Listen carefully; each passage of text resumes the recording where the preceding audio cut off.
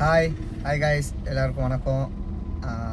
நேற்று நான் வீடியோவில் சொல்லியிருந்த மாதிரி போன மாதம் எவ்வளோ ஏர்ன் பண்ணியிருக்கோம், எவ்வளோ நமக்கு ஃபியூலுக்கு போயிருக்குது, சென்னையிலேருந்து ஓட்டி எவ்வளோ நம்ம டிரைவராக எவ்வளோ ஏர்ன் பண்ணியிருக்கோம் அப்படிங்கிறத இந்த வீடியோவில் நம்ம ஃபுல்லாக பார்க்க போகிறோம். ஸோ வீடியோக்குள்ளே போகிறதுக்கு முன்னாடி மறக்காமல் எல்லோரும் பயணங்கள் முடிதலை சேனலை சப்ஸ்கிரைப் பண்ணிவிடுங்க, வீடியோவுக்கு லைக் பண்ணுங்கள், கமெண்ட் பண்ணுங்கள். ஓகேவா? சரி, வாங்க போகலாம். ஆக்சுவலாக ஒரு மாதம் ஆயிடுச்சு. ஜனவரி மாதம் நம்ம வீடியோ போட்டிருந்தோம். அதாவது ஜனவரியில் எவ்வளோ ஏர்ன் பண்ணியிருக்கோம் அப்படிங்கிறத பிப்ரவரியில் போட்டிருந்தோம். டிசம்பரில் எவ்வளோ ஏர்ன் பண்ணியிருக்குன்றத ஜனவரியில் போட்டிருந்தோம். அந்த வகையில் இப்போது பிப்ரவரியில் எவ்வளோ ஏர்ன் பண்ணியிருக்கோம் அப்படிங்கிறத இந்த மார்ச் மாதத்தில் இதில் வீடியோவாக நம்ம இப்போ போட போகிறோம். இப்போது என்னன்னு பார்த்துக்கிட்டிங்கன்னா, இப்போது ஜனவரி டிசம்பரில் எல்லாமே ஃபுல்லாகவே வேலை பார்த்துட்டு ஒரு நாள் 2 நாள் தான் லீவு. ஆனால் இந்த பிப்ரவரி மாதத்தில் கிட்டத்தட்ட எனக்கு ஒரு 7 நாள் ஸ்ட்ரைக் இருந்துச்சு, ப்ளஸ் எனக்கு எக்ஸாம் இருந்துச்சு. அதனால் ஒரு 7 நாள் லீவு, ப்ளஸ் வண்டி ஒருத்தன் இடிச்சிட்டான். இடித்ததில் வண்டி பம்பர் ஃப்ரண்ட் அது போயிட்டு அது ஒர்க்குக்கு அது ஒரு 4 நாள், மொத்தம் ஒரு 11 நாள் 12 நாள் மொத்தம். போன மாதத்தில் மட்டும் நான் 12 நாள் லீவு. போன மாதத்தில் மொத்த நாளே வெறும் 28 நாள் தான். 28 நாளில் 12 நாள் லீவ் போணுச்சுன்னா வெறும் 16 நாள். இந்த 16 நாளில் ஓட்டி சம்பாரிச்சிருக்கிற வீடியோ தான் இப்போ நான் போடுறேன். இந்த 16 நாளில் நான் எவ்வளோ சம்பாரிச்சிருக்கேன். ஆக்சுவலாக இது ஒரு மாத வீடியோ கிடையாது, 2 வார வீடியோ. அதாவது 2 வாரம் தான் ஓட்டி இருக்கிறேன் போன மாதத்தில். 2 வாரத்துக்கு நான் எவ்வளோ ஏர்ன் பண்ணியிருக்கிறேன், அதுக்கு எவ்வளோ ஃபியூல் போட்டிருக்கிறேன் அப்படிங்கிறத இந்த வீடியோவில் பார்க்க போகிறோம். ஸோ முழுசாக பாருங்கள், ஸ்கிப் பண்ணாதீங்க, சரிங்களா? இப்போது எப்போதும் போல் இப்போ ரெடாக்ஸி நம்ம இந்த ஆப்பெல்லாம் போட்டாச்சு. ரெடாக்ஸில் பார்த்துக்கிட்டிங்கன்னா நம்ம ஓட்டி இருந்த அமௌண்ட்டு 27,032 ரூபா. ஆனால் அதுக்கு அவன் கமிஷன் எடுத்துக்கிட்டது 4,636 ரூபா. ரெடாக்ஸி கமிஷன் இருக்கிறதே ரொம்ப ஓவர். ஆனால் புக்கிங் கொடுக்குறாங்க, அமௌண்ட்டும் கரெக்டாக ஓரளவுக்கு பரவாயில்லாமல் வருது. அதனால் 4,636 ரூபா கமிஷன் போயிடுச்சு. ஓலாவில் 1,310 ரூபா தான் ஓட்டியிருந்தேன். போன மாதம் நான் ஓலா சப்ஸ்கிரிப்ஷன் பண்ணலை, ஏன்னா ஓலா புக்கிங்குமே ரொம்ப டல்லாக இருந்துச்சு. லீவு எனக்கு முன்னாடியே தெரியும் இத்தனை நாள் லீவ் இருக்குன்றது. ஆக்சிடென்ட் ஆகிற அந்த லீவு மட்டும் தான் எனக்கு தெரியாது, அது எதிர்பாராமல் நடந்தது.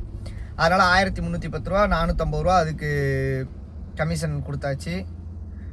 450 ரூபா மீன்ஸ் அது கமிஷன் இல்லை, அதுக்கு முன்னாடி மாதத்தில் ஓட்டியிருந்த அந்த பேலன்ஸ் ஃபினோ பேமெண்ட் இருக்கு இல்லையா, அதை நான் ஹோல்டு பண்ணி வச்சுருந்து இந்த மாதம் சேர்த்து பே பண்ணதுனால அந்த 450 ரூபாய் நான் சேர்த்துருக்கேன். ஆனால் 100 ரூபா என்னமோ தான் வந்துச்சு இந்த 1,310 ரூபாய்க்கு. ரேபிட்டோ எப்போதும் போல் அது ஒரு ஸ்டாண்டர்டாக மீடியமாக ஒரு ஆவரேஜாக புக்கிங் கொடுக்குறதுனால அது ஓட்டினதில் ஒரு 26,289 ரூபா ரேபிட்டோவில் ஓட்டியிருந்தோம் போன மாதத்தில். அதுக்கு ரீசார்ஜ் தான், கமிஷன்லாம் அவன் எடுக்கிறது கிடையாது. ரீசார்ஜுன்றப்போ 1,000 ரூபா ரீசார்ஜ் பண்ணியிருந்தேன். அப்புறம் ஒரு 300 ரூபா 1,000 ரூபா ரீசார்ஜ். அதாவது 100 ரூபா 89 ரூபா பே பண்ணோம்னா 1,000 ரூபா வரைக்கும் ஓட்டிக்கலாம். அதனால் அது 3 போட்டு ஒரு 500 ரூபா இது ஒன்று போட்டிருந்தேன். அது ஒரு 1,300 ரூபா. செல்ஃப் டியூட்டியில் ஒரு 2,950 ரூபா. இப்போ மொத்தமாக பார்த்துக்கிட்டிங்கன்னா 57,581 ரூபா போன மாதம் 16 நாள் ஓட்டி. ஒரு மாதம் ஓட்டலை, 16 நாள். எல்லோரும் நினைக்கலாம் போன மாதம், ஏன்னா உங்களுக்கே தெரியும் ஒரு வாரத்துக்கிட்ட நான் வேலைக்கே போகல. எக்ஸாம் இருந்துச்சு எனக்கு. எக்ஸாமே 5 நாள், ஊருக்கு போயிட்டு வரக்க 2 நாள் 7 நாள் போயிடுச்சு. அது போக கமிட்மெண்ட்ஸு, இந்த ஆக்சிடெண்ட் ஆனது லீவு, அதுன்னு மொத்தம் 12 நாள் லீவு ஆயிடுச்சு. இப்போது அதுக்கு மீறி உங்களுக்கு சந்தேகமாக இருந்துச்சுன்னா டேரெக்டாக எனக்கு மெசேஜ் பண்ணுங்கள். உங்களுக்கு ரெக்கார்டை நான் ஓப்பன் சேலஞ்சாக நான் சென்ட் பண்ணுறேன். நான் வேலை பார்த்துருக்க ரெக்கார்ட்ஸ் எல்லாமே ஃபோனில் இருக்கும் தானே. என்னென்னைக்கு ஓட்டியிருக்கிறேன் என்னென்னைக்கு ஓட்டலைங்கிறத அதில் பார்த்து கண்டுபிடிச்சிடலாம். ஸோ நான் அதை அனுப்பிச்சி விட்றேன், நீங்கள் பார்த்துக்கோங்க. சிஎன்ஜி பார்த்துக்கிட்டிங்கன்னா 13,367 ரூபா சிஎன்ஜி போன மாதம். பெட்ரோல் ஒரு 1,000 ரூபாய்க்கு போட்டிருந்தேன். சர்வீஸ் எதுவும் இல்லை. டோல் ஒரு 500 ரூபா. மொத்தம் அது ஒரு 14,867 ரூபா. போன மாதம் ஓட்டியிருந்ததில் 57,581. இந்த 14,867 லெஸ் பண்ணோம்னா நம்ம கிடைக்கக்கூடிய போன மாதத்துக்கான அமௌண்ட்டு 42,714 ரூபா. என்னுடைய வீடியோஸ் ரெகுலராகவே பார்த்துருந்தீங்கன்னா உங்களுக்கே தெரியும், நான் ஒரு வாரம் ஓட்டினேன்னா குறைஞ்சது 20 ரூபாயிலேருந்து 25 ரூபா வரைக்கும் ஓட்டிடுவேன். அந்த வகையில் அதை கனெக்ட் பண்ணியிருந்தாலே 42,000ன்றது 2 வாரம், 2 வாரத்துக்கான ஏர்னிங் தான் இது. போன மாதம் லீவுனால 2 வாரத்துக்கு தான் அந்த 42,714 ரூபா. இப்போ இதில் அந்த கமிஷன் 6,386 ரூபாயை கழிச்சிட்டோம் அப்படின்னா ரிமைனிங் இருக்கிறது 36,328 ரூபா. பரவாயில்ல.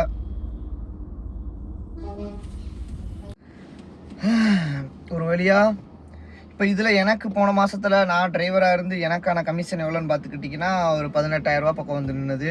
ஓனருக்கு ஒரு 22,000 பக்கம் போயிடுச்சு. அங்கே மொத்தம் ஒரு 36,000 பக்கத்தை பிரித்ததில் எனக்கு போன மாதம் 18,000. ரொம்ப டல்லு தான். அதாவது கொஞ்சம் கஷ்டம்தான். போன மாதம் நிறையா சிரமம் அது இதுன்னு போயிட்டு ஒரு வழியாக முடிஞ்சிருச்சு வெற்றிகரமாக. இப்போ இந்த மாதம் ஆரம்பித்தாச்சு. இனிமேல் லீவுன்றது கொஞ்சம் கம்மி தான். முடிஞ்ச அளவுக்கு எதுவும் ஆக்சிடென்ட் ஆகாமல் முடிஞ்ச அளவுக்கு பார்த்து பத்திரமா வண்டி ஓட்டி இந்த மாதத்துலேருந்து ஓட்டணும். ஏன்னா இந்த மாதத்தில் புக்கிங் வந்து கொஞ்சம் டல்லாக ஆகுற மாதிரி இருக்கும், திடீர்னு பீக்கில் வர்ற மாதிரி இருக்கும். ஏன்னா இந்த மாதத்தில் தான் எக்ஸாம்ஸ் எல்லாம் நிறையா நடக்கும். இது பத்தாதுக்குன்னு எலெக்ஷன்ஸ்லாம் வேறு வருது. ஸோ பார்த்து தான் அந்த டைம் புக்கிங் எடுக்கணும். முக்கியமாக அந்த டிரைவருக்கு நான் என்ன சொல்கிறேன்னா ஒரு அட்வைஸாக, எலெக்ஷன் வருது, ஸோ புக்கிங் வருது அப்படின்றக்காக எல்லா புக்கிங் எடுக்காதீங்க. புக்கிங்கை எடுங்க. எடுத்துட்டு எங்கே போகிறாங்க, என்ன எதுக்காக வந்திருக்கிறாங்கன்ற ஒரு சில விஷயங்கள் நம்ம பொதுவாக டிரைவருங்க கேட்கக்கூடிய கேள்விகளை வர்ற கஸ்டமர்கிட்ட கேளுங்க. அவங்க கொண்டு வர்ற பேக்ஸோ இல்லை லக்கேஜோ ஏதாவது சந்தேகப்படுற மாதிரி இருந்துச்சுன்னா தைரியமாக கேளுங்க. கேட்காம இருக்காதீங்க. என்னங்க கொண்டு வரீங்க, எங்கேருந்து எங்கே போகணும், என்ன இருக்குன்னு கேளுங்க. அதெல்லாம் ஏன் கேட்குறீங்கன்னு கேட்பாங்க. ஏங்க நாங்கள் கேட்குறது எங்கள் கடமைங்க, நீங்கள் சொல்கிறது உங்களுடைய கடமை. ஏன்னா என் வண்டியில் வர்றீங்க, நீங்கள் என்ன ஏற்றிட்டு போகிறீங்கன்னு எனக்கு தெரியணும். என்னன்னு தெரியாமல் நான் ஏற்றிட்டு போய் சப்போஸ் அதாவது உங்களை குறை சொல்லுறதுக்காக நான் சொல்லலை, பொதுவாக நான் சொல்கிறேன், பொதுவாக தெரிஞ்சுக்கிறக்காக கேட்குறேன்னு சொல்லி ஒரு வார்த்தையை போட்டுருங்க. அவ்வளோதான். அவங்களை கஷ்டப்படுத்தவும் கூடாது. அதே சமயத்தில் அவங்க என்ன கொண்டு வராங்க, என்ன எங்கே போகிறாங்கன்றது நம்ம தெரிஞ்சுக்கணும். சரிங்களா? ஏன்னா இப்போ நிறையா நடந்துக்கிட்டு இருக்குது. முடிஞ்ச அளவுக்கு நம்மளுடைய சேஃப்டியை நம்ம தான் பார்த்துக்கணும். வேறு யாரும் சப்போர்ட்டுக்கு வருவாங்களான்றது தெரியல. பட் இருந்தாலும் நம்மளே நம்ம சேஃப்டியை பார்த்துக்கிறோன்றப்போ நம்ம தப்பிச்சுக்கலாம் எதுனாலும். ஓகேவா? கஷ்டப்படணுங்க. கஷ்டப்படாமலாம் எந்த ஒரு இதுவுமே கிடைக்காது. இப்போ அந்த 2 வாரத்தில் நான் போன மாதத்தில் ஓட்டி இப்போ 42,000 எடுத்திருக்கேன் அப்படின்னா அதுக்கு நான் முயற்சி பண்ணியிருக்கேன். ஒரு நாளைக்கு கிட்டத்தட்ட 14 மணி நேரம் 17 மணி நேரம் நான் வண்டி ஓட்டுறேன். சும்மா ஒன்றும் உட்காந்துக்கிட்டுலாம் வண்டி ஓட்டுறது கிடையாது. வெயிட் பண்ணிலாம் எடுக்கிறது கிடையாது.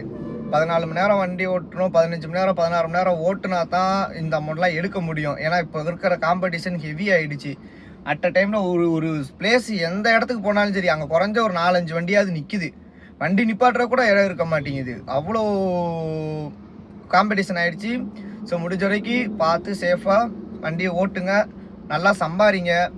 வேஸ்ட்டு பண்ணாதீங்க டயத்தை. புக்கிங் எடுத்து ஓட்டுங்க.